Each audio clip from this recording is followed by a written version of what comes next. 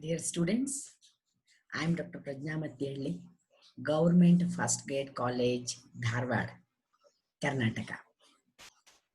Production and operation management is a subject which is studied by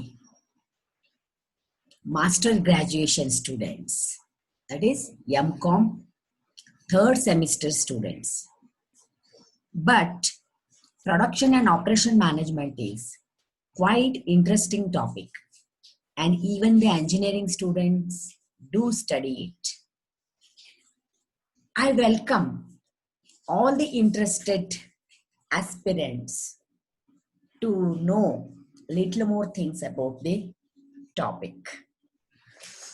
Come, let us rejoice the session with the elementary aspects about production and operation, and also how they are different, at the same time how they are similar. So this topic is being explained by the introduction. As I have already mentioned, it is production and operation management. What is production? Let me explain you first. Production is the process by which raw materials and other inputs. I hope you know what are the inputs, what are necessary for the production. Along with raw materials, labor, overhead, many more things are necessary. Altogetherly, we call them as inputs. They are converted into finished goods here in case of the production. So it is a process which converts the inputs along with the raw materials, all the inputs togetherly with the help of some process, they convert into finished goods. So production, let us understand it as a system. We are calling, now I have mentioned that production is a process, and now we are telling it as a system. How? Production is a system. Here, production system is also found out, and conversion subsystem, we call conversion as subsystem. Along with this, third one is also visible, that is control subsystem. Production is a system wherein there are two subsystems. One is conversion subsystem and another one is control subsystem. Come, let us understand it in detail. How production is a system. Here, system means what? It is, production is a system whose function is to convert a set of inputs into a set of desired output. We are observing a set of inputs in one side and it will become into desired output. So we are looking here the input which will be converted into output. How the conversion takes place? With the help of many more processes. With the help of process, the inputs will be converted into output.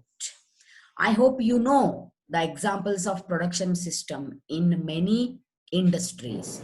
For example, cotton, with the help of processes, it will be converted into clothing.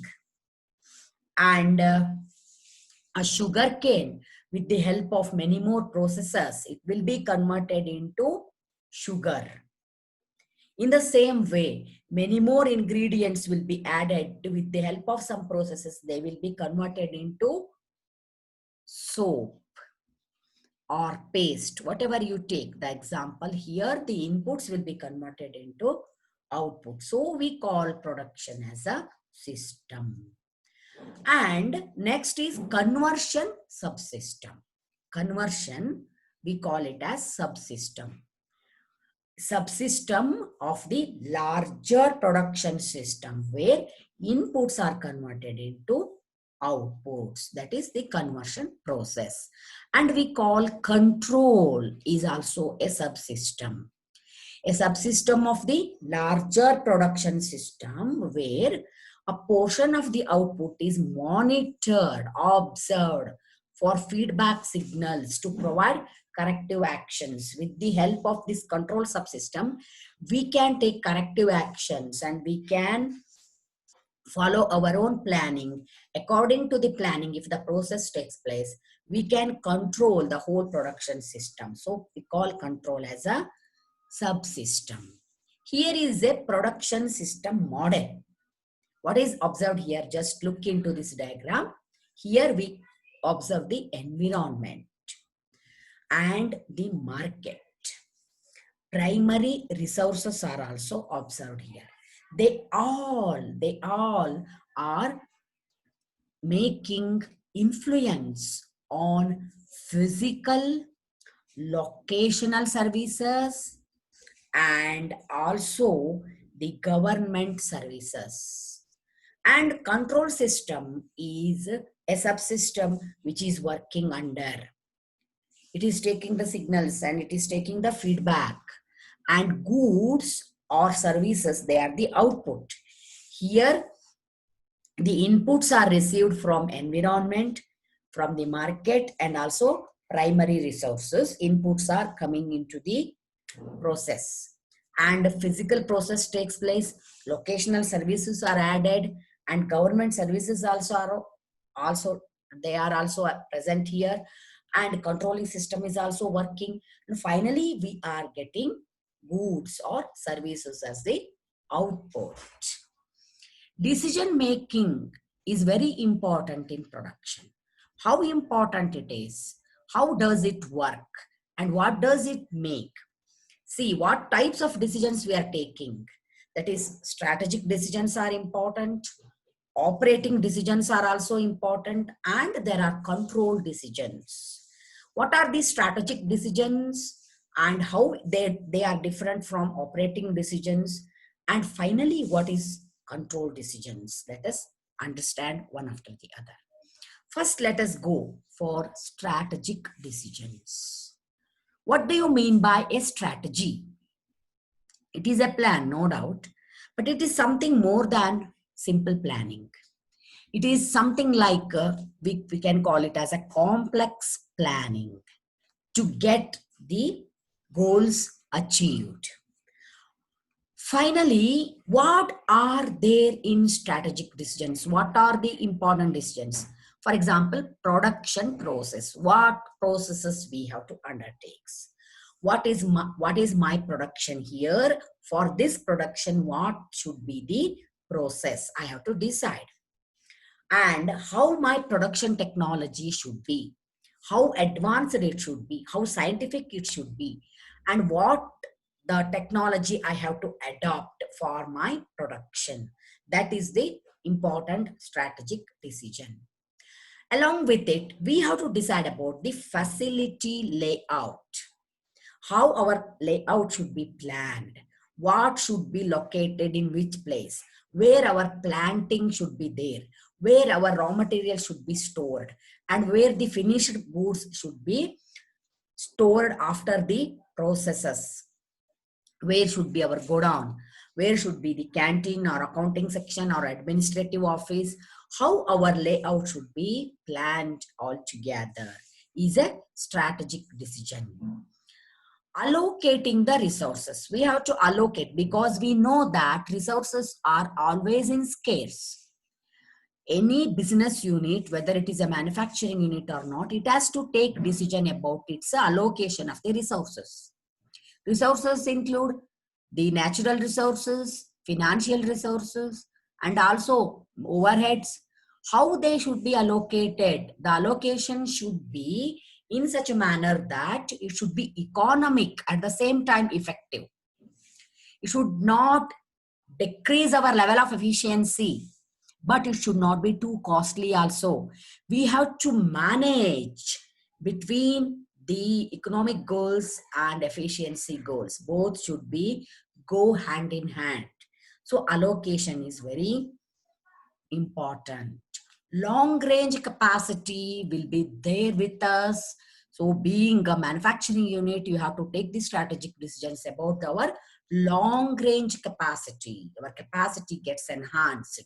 How much capacity is there with our machines? That should be matched with the production.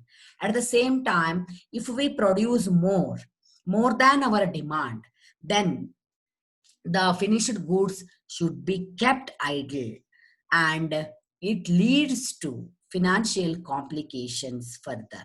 Therefore, long range capacity should be carefully decided by the decision making authority. So, what operating decisions are? Operating decisions means what all the decisions it include. We have to understand. So how should we produce? There should be a production planning. How much should be produced? When to produce?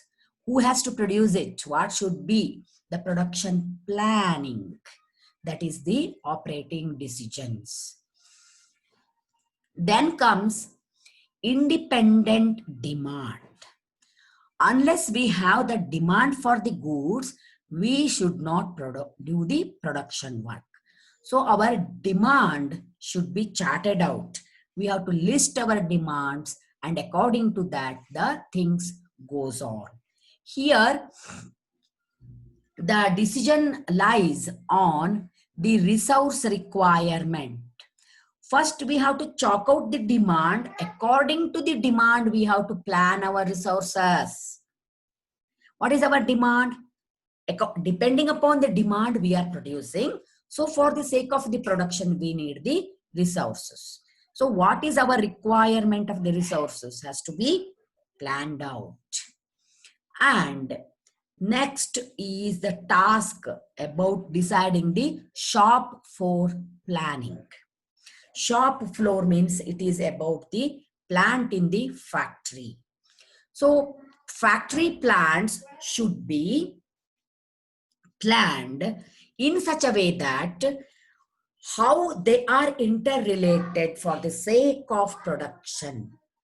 Which plant should be located to the raw materials, nearer to the raw materials, which is our first machine in the process of production, which is the first machine, which is the second one, whether it should be located nearby, whether there is some problem with the noise, whether there is any problem with the vibration, where it should be located, how far and how near. So that is the decision about the shop floor planning. And next to this, we are planning about the materials. Materials management include how much material should be stored, when to purchase the material, how much should be purchased, and how frequently we have to purchase it, what is our demand, how much we are going to produce. And for the sake of production, we have to purchase the materials. Materials should not be more, because if we invest the money on materials, our finance will be in scarce. At the same time, it should not be less also, because if there is the scarcity of material, then the production gets hampered. There should be the ideal management of materials. These are all called as operating decisions. And next comes the control decisions.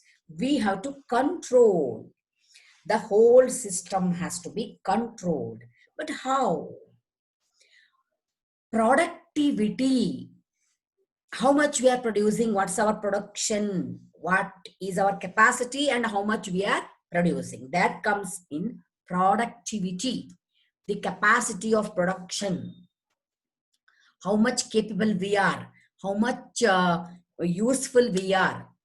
And how about the employees? Productivity and employees, regarding them, the control decisions are to be undertaken. Then total quality control is compulsory. As you know very well, if quality is not maintained, then the quality of the production goes down and our output gets deteriorated, outdated, and in the market we will lose our demand. Therefore, total quality control is very essential. Project planning and control techniques. What is our project planning? How we have planned it actually, and according to the plan it should go. We have to control, we have to see that our system is going according to the plan, and plan is maintained each and every step. That is our control techniques. Maintenance and management and reliability. Maintenance management, we have to maintain, even the production should be maintained, material should be maintained, and final output, what is there with us, it should be maintained, quality should be controlled. So in each and every step, we have to look into the maintenance management, and it should be reliable. When we have maintained it properly, we can rely on it, and the whole system becomes beautiful.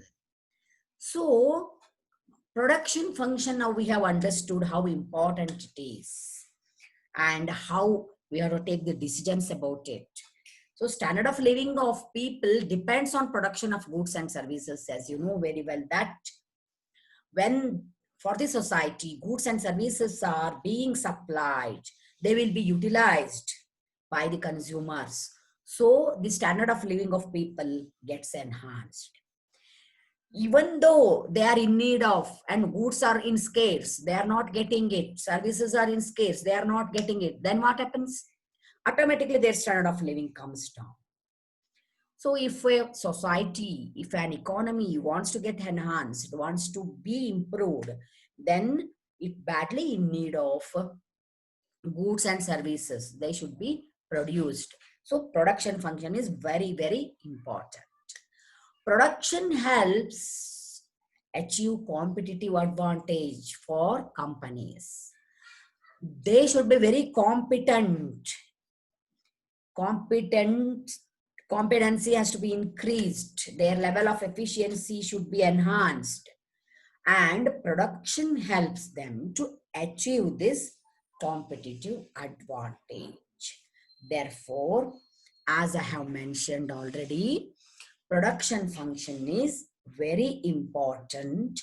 So we have to understand what it is finally. We call it as production and operation. They go hand in hand. So what is production? What is operation? And how we call it as production and operation management is to be understood. So my dear students, let me give feedback. Please give me the feedback for the sake of improvement and try to understand this topic. And if you have got any doubts, please contact me and I will discuss some more points in my coming videos. So I hope you have understood the topic and now you are ready to appreciate the subject. Okay, fine. Let me come with more points in my next video. Take care. Goodbye.